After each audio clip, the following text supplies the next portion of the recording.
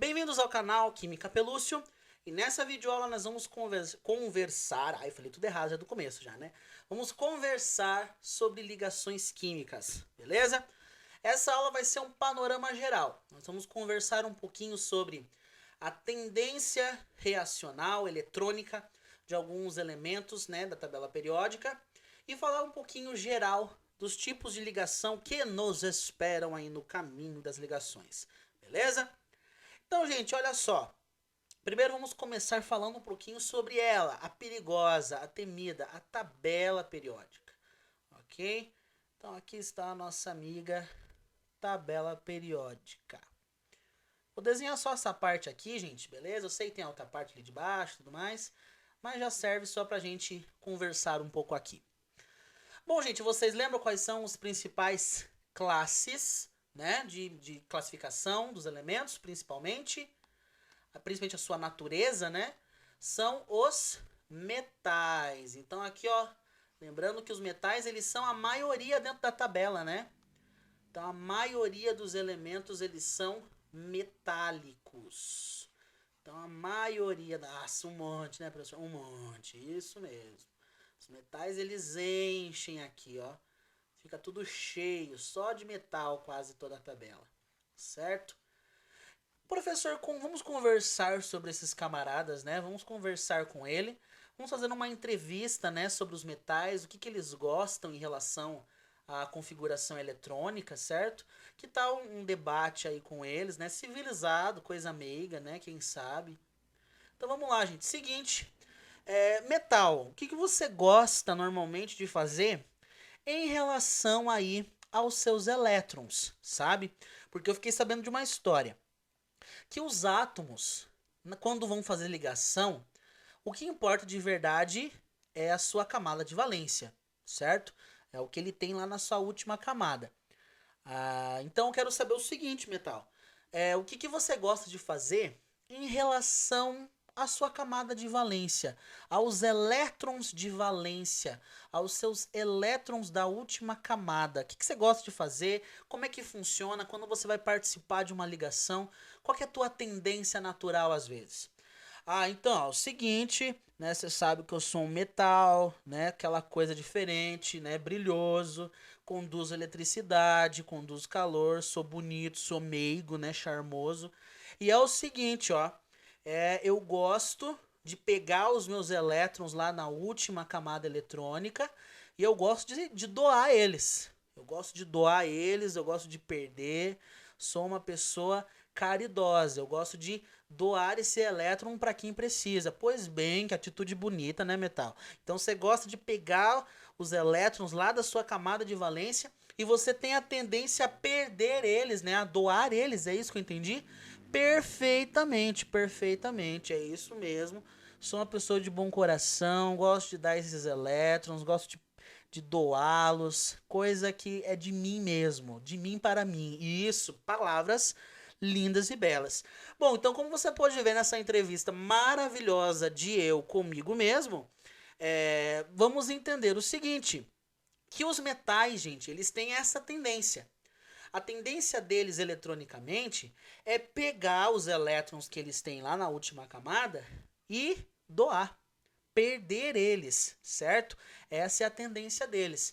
Então eles gostam de fazer isso, de doar elétrons, de doar esses elétrons aqui da última camada, ok?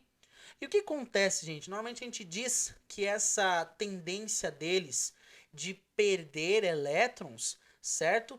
Está na tendência deles se tornarem cátions, certo? Se você lembrar, quando um elemento químico ele perde um elétron, ele se torna um cátion, certo? Então, quando ele perde esse elétron, ele se torna um cátion. Então, a tendência normalmente aí eletrônica de um metal é se tornar um cátion. Ele tem um desejo. Qual é esse desejo? A vontade de se tornar um cátion, de perder os elétrons que ele tem lá da última camada e se tornar um íon positivo, correto? Então, essa é a tendência deles. Bom, professor, então beleza, entendi. Os metais têm essa característica, beleza. Agora eu quero saber sobre os ametais, professor. Tô curioso, tô curioso. Vamos saber então o que esses ametais fazem então. Os ametais normalmente se concentram aqui, né? Aqui tá bem fora de escala, né? Os ametais não são tão poucos assim, né? Mas é só pra gente entender melhor.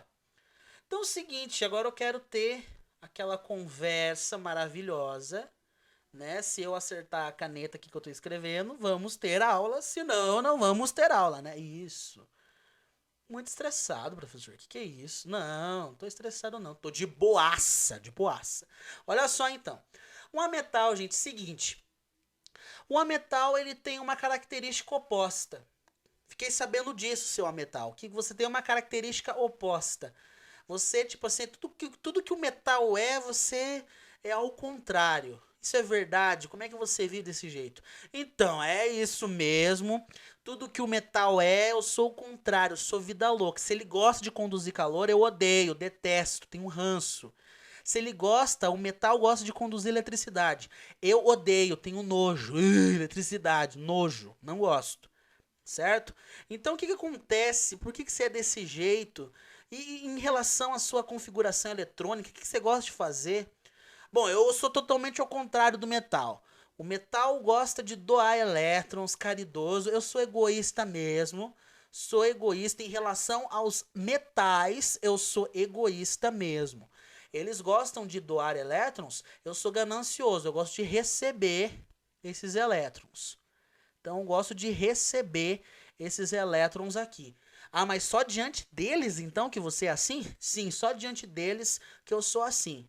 Que coisa feia, né, meu camarada? Que coisa feia, que coisa deselegante, coisa que não cabe mais nesse século. Mas eu sou assim, sou contra os metais. Se eles gostam de doar, diante deles eu gosto de receber.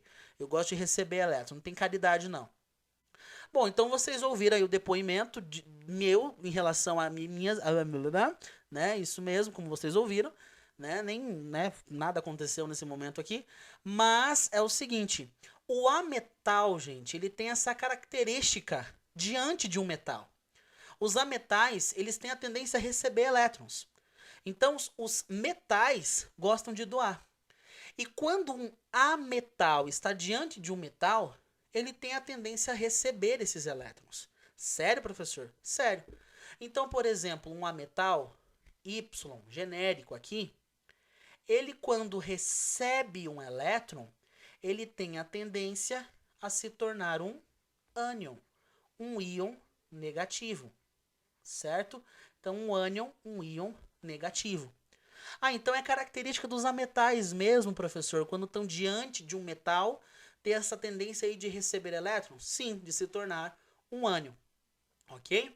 E aí, gente, junto o casamento perfeito, porque nós temos alguém querendo doar esses elétrons, os metais, e do outro lado nós temos alguém louco para receber esses elétrons, os ametais.